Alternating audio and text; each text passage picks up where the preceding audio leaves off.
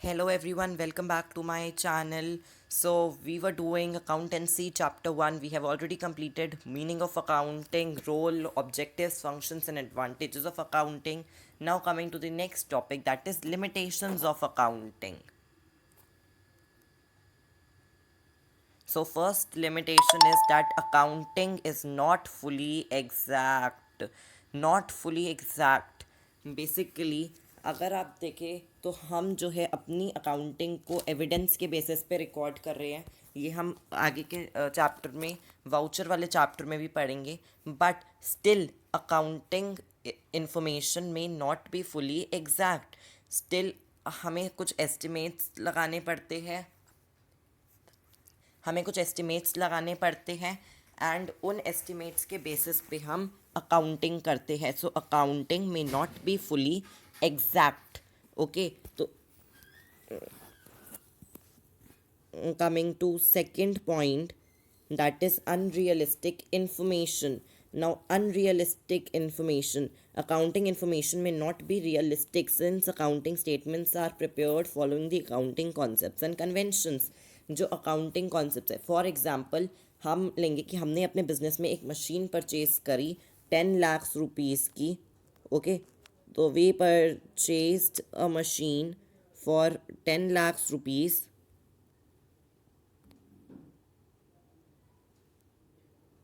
ठीक है, 10 लाख रुपीज़ की मशीन परचेज करी एंड हमने एस्टिमेट किया, जैसे हमने पिछले पॉइंट में करा है ना कि हम कुछ एस्टिमेट्स करते हैं। हमने एस्टिमेट किया that this machine purchased for 10 lakh will give us benefit for 10 years. ठीक है, ये भी हमने एस्टिमेट कर लिया that it will give us benefit for 10 years. Actually ये ऐसे स्क्रीन पे टाइप लिखने में ना थोड़ी हैंड राइटिंग प्रॉपर नहीं आती, so I hope you'll excuse me for this thing, right? So coming back to the topic, तो हमने करा था कि 10 लाख की मशीन जो हमने परचेज करी है वो 10 ईयर्स तक हमें बेनिफिट देगी, कि हमने एक एस्टिमेट कर लिया। अब ये एस्टिमेट गलत भी तो हो सकता है, तो ये पॉइंट हो गया accounting is not fully exact. अब अनरियलिस्टिक इन्फॉर्मेशन में देखिए, ये जो हमने 10 लाख की मशीन परचेज करी है और हमने एक एस्टिमेट कर लिया कि life of machine is 10 years, तो इसका मतलब है कि every year we are using 1 lakh. हर ईयर हम एक 1 लाख वर्थ की मशीन यूज़ कर रहे हैं। तो अब देखिए फर्स्ट ईयर में हमने जो है 10 लाख की मशीन यूज़ कर ली, तो 9th ईयर जो हमारा नेक्स्ट ईयर होगा, तो अब हम क्या बोलेंगे, सेकेंड ईयर में। फर्स्ट ईयर में हमने जो 10 लाख की मशीन परचेज करी, सॉरी 10 लाख की मशीन परचेज करी थी। ओके, अब सेकेंड ईयर में उसकी वैल्यू 9 लाख रह गई। सेकेंड ईयर की स्टार्टिंग में उसकी वैल्यू 9 लाख रह गई। अब सेकेंड ईयर में ये जो 9 लाख था इसका 1 लाख जो है हमने बेनिफिट ले लिया। थर्ड ईयर में इस मशीन की वैल्यू 8 लाख रह गई। ठीक है, थर्ड ईयर के स्टार्टिंग में हमने देखा तो हमारी मशीन की वैल्यू 8 लाख रह गई। हम ऐसे ही इसको अपनी बुक्स ऑफ अकाउंट्स में डेप्रिसिएशन इसको बोलते हैं कि किसी एसेट, नॉन करेंट एसेट की जब वैल्यू डिक्रीज होती है, इस कॉन्सेप्ट को बोलते हैं हम डेप्रिसिएशन।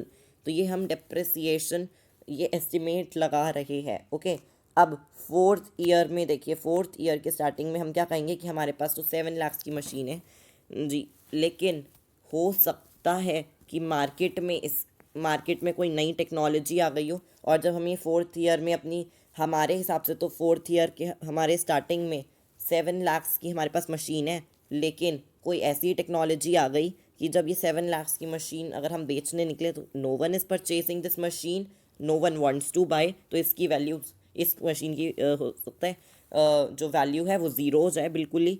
तो अकाउंटिंग में नॉट बी रियलिस्टिक समटाइम्स। ये हमें इन्फॉर्मेशन जो पता चल रही है ये रियल इन्फॉर्मेशन नहीं पता चल रही, क्योंकि मार्केट के हिसाब से जो मार्केट में चल रहा है, चेंज इन टेक्नोलॉजी का जैसे यहाँ पे हमने एग्जांपल लिया, तो इस हिसाब में अकाउंटिंग इज़ अनरियलिस्टिक, में प्रोवाइड अनरियलिस्टिक इंफॉर्मेशन।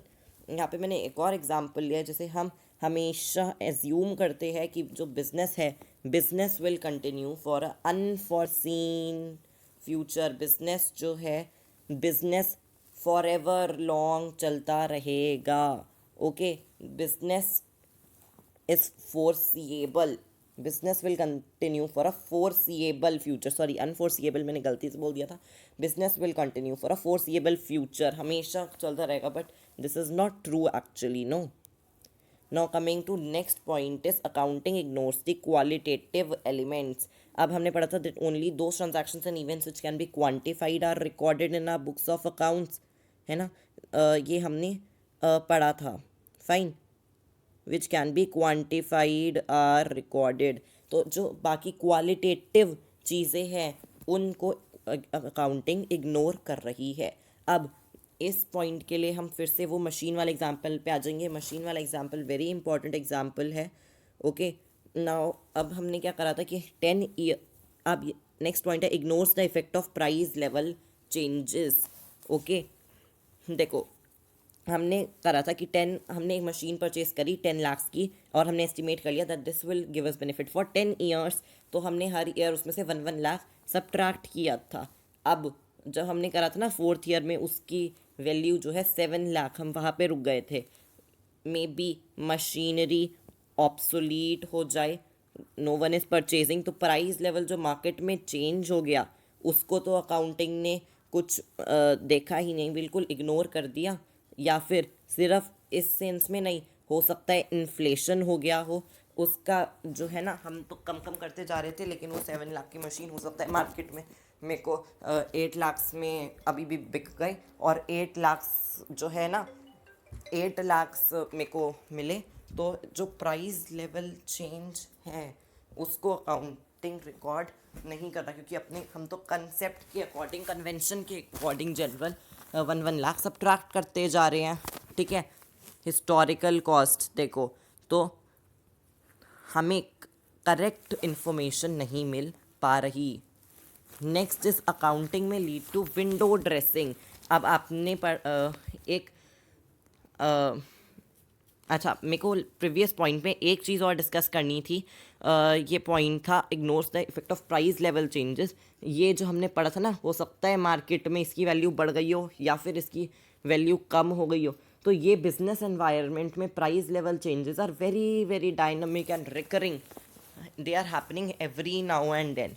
ठीक है, लेकिन हम उसको हमेशा इग्नोर नहीं कर सकते. कभी ना कभी किसी एक पॉइंट पे at some point of time और अदर हमें जो है ना अपनी बुक्स ऑफ अकाउंट्स को उसके अकॉर्डिंग, बिजनेस के अकॉर्डिंग, वो उस चीज़ को कि मार्केट में एक्चुअली चल क्या रहा है उसको कभी ना कभी तो हमें रिकॉर्ड करके उसके हिसाब से फिर आगे चलना पड़ता ही है. ठीक है, लास्ट पॉइंट पे आते हैं. अकाउंटिंग में लीड टू विंडो ड्रेसिंग. अब विंडो ड्रेसिंग का मतलब, ये विंडो ड्रेसिंग वर्ड आया है विंडो शॉपिंग से. I hope you know the meaning of this term. अब विंडो ड्रेसिंग का मतलब होता है कि अपनी बुक्स ऑफ अकाउंट्स जो पूरी पिक्चर्स दे रही है, बुक्स ऑफ अकाउंट्स के हिसाब से ही तो हम लोग जो है सब कुछ कर रहे हैं. आपको ये तो मालूम ही है, मैंने लास्ट वीडियो में डिस्कस करा था कि बुक्स ऑफ अकाउंट्स को ही देख के हम जो है ना अपने पूरे प्रॉफिट लॉस वगैरह सब कुछ लेते हैं. लेकिन अगर हम अपनी बुक्स ऑफ अकाउंट्स उस तरह मैनिपुलेट कर दे so as we present a big better picture than actually is, books of accounts को हम हो सकता है मैनिपुलेट कर दे and we present a better picture than it actually is. ठीक है, लेकिन ये जो है ना, आई एम नॉट सेइंग कि आप कोई गलत काम ही करोगे, this is within the legal frame, ये लीगल फ्रेम के अंदर ही होता है. ठीक है, तो window dressing means manipulation of accounts in such a way so as to conceal the vital facts. छुपा रहे हैं जो सही पिक्चर थी ना उसको छुपा रहे हैं और एक नई पिक्चर प्रेजेंट कर रहे हैं हम जो पुरानी पिक्चर से बेटर है. अब जैसे एक एग्जांपल लेते हैं, आपके स्कूल से घर जाने के लिए और आपके जो है ना on your way to school to and fro there are 2 ways. ठीक है, 2 वेज है आपके पास. Say you have 2 ways, route 1 and route 2. route 1 takes 15 minutes and route 2 takes 20 minutes. ठीक है, आप रोज़ रूट 1 ही फॉलो करते थे ऑब्वियसली, लेकिन एक दिन जो है ना आप फ्रेंड की वजह से लेट हो गए 5 मिनट्स, और फ्रेंड की वजह से 5 मिनट्स जो लेट हो गए फिर, लेकिन आप जल्दी जल्दी रूट 1 से फिर अपने घर चले गए, लेकिन घर पे जाके आपके पेरेंट्स ने पूछा कि यार 5 मिनट्स लेट क्यों गए, तो आप क्या बोल सकते हैं कि टुडे आई फॉलोड रूट 2, ये बोल सकते हैं, क्योंकि रूट 2 में 5 मिनट ज़्यादा लग रहे थे, तो आप ये बोल सकते हैं कि यू फॉलोड रूट 2। तो लेकिन it is not easy to manipulate your parents. सिर्फ इतना बोलने से दे विल फर्दर आस्क कि आज रूट 2 क्यों फॉलो किया, रोज़ तो रूट 1 फॉलो करते थे। तो आप बोलेंगे कि उस रास्ते में कुछ गड़बड़ थी, तो फिर वो फर्दर आपके पेरेंट्स इंक्वायर करेंगे कि किसने बताया, किससे पता चला कि कुछ गड़बड़ थी, क्या गड़बड़ थी। So it is not easy to manipulate, but I am not saying that manipulation is not possible, but it is not easy to manipulate. This window dressing is within the legal framework. जैसे हमारे पास यहाँ पे दो तरीके थे ना, दो रास्ते थे, वैसे ही अकाउंट्स में भी हमारे पास जो है ना बड़े सारे तरीके होते हैं अकाउंटिंग करने के। तो we can follow any method, ठीक है, उन मेथड्स में से हम कोई भी एक मेथड चूज़ कर सकते हैं। लेकिन अब किसी एक मेथड में हो सकता है कोई कैसी पिक्चर आ रही हो, दूसरे मेथड में हो सकता है कोई बेटर पिक्चर प्रेजेंट हो रही हो आपके एंटरप्राइज की, तो ऑब्वियसली आप चूज़ करेंगे दूसरा मेथड। लेकिन this is not easy, but I am not saying it is impossible. So this is accounting में lead to window dressing, manipulating such a way so as to present the better picture than actually is. So I hope आपको आज की video अच्छी लगी होगी। Please like share and subscribe ज़रूर कर दीजिए। So thanks for watching for today and let's meet in another video.